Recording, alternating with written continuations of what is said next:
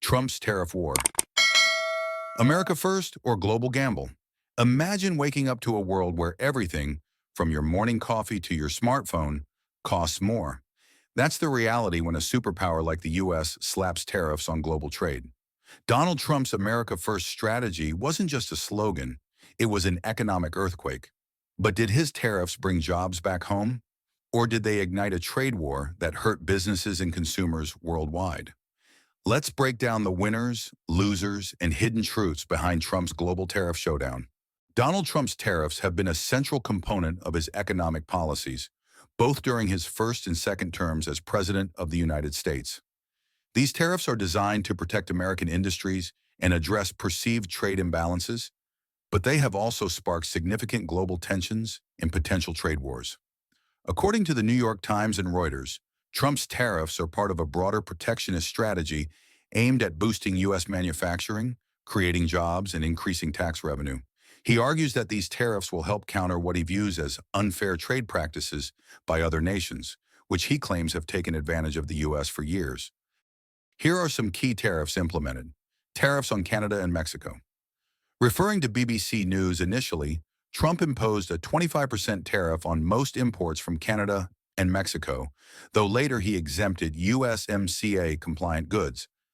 Concerns over illegal immigration and drug trafficking partly justified these tariffs. Tariffs on China. Trump raised tariffs on Chinese imports to 20% in March 2025, following an initial 10% tariff in February.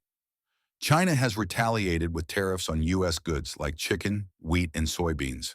Thirdly, Trump imposed a 25% global tariff on steel and aluminum imports, which was implemented in March 2025, affecting major suppliers like Canada.